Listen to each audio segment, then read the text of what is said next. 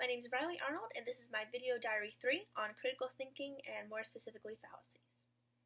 First, critical thinking is, simply put, a disciplined thinking that is clear-cut, rational, and informed.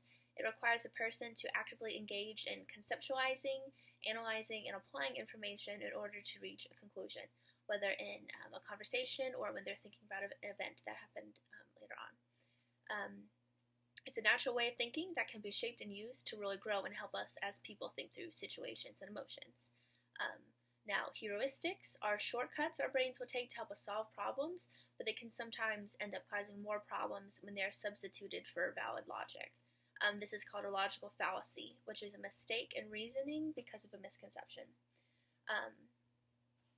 This is all too common an occurrence, especially now that there is such a widespread range of information available through the internet. Don't believe everything you read online is a very common phrase that people should actually listen to, because often things online are biased or misinterpreted, and people will take that information and believe it as fact, even if it isn't sometimes. Examples of some common fallacies include, but are not limited to, false cause, which is presuming a real or perceived relationship between things means that one is the cause of the other. And also bandwagon, which is appealing to popularity or the fact that many people do something as an attempted form of validation. So those are just different ways that people either subconsciously or on purpose, like they'll use those types of fallacies to help them win an argument or to just prove that they're right through something.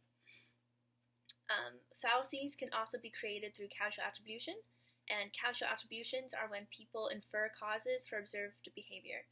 So for example, I work at Chick-fil-A, and we often get complaints from customers that, it's their right to speak up if they feel like something's wrong, but they're often invalid because they're based on things that the customers see that aren't always, they don't know the whole story behind it. So one would be, customers will complain that employees will come out of the bathroom without washing their hands, which, that does happen sometimes. I've never done it, but I can see how that could be forgotten maybe.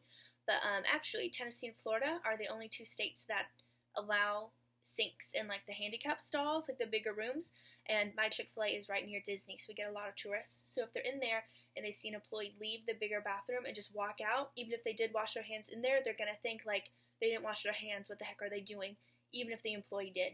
So that's kind of a form of a fallacy where they're the information that they're seeing is misconstrued, so then they'll complain about it even if it's not really what happened.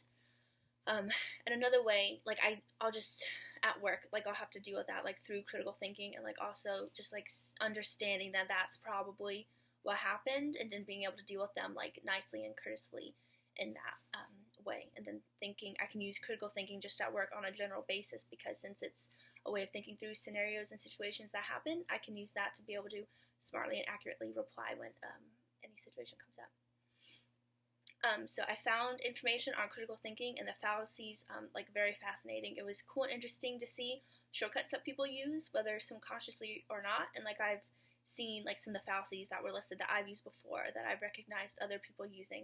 So that's cool to help me learn how to think critically and honestly, and not just smart to claim I won an argument. Because winning an argument, if used with wrong information, you're not really winning. You're just kind of tricking the other person. So it's just interesting to see how different people use that.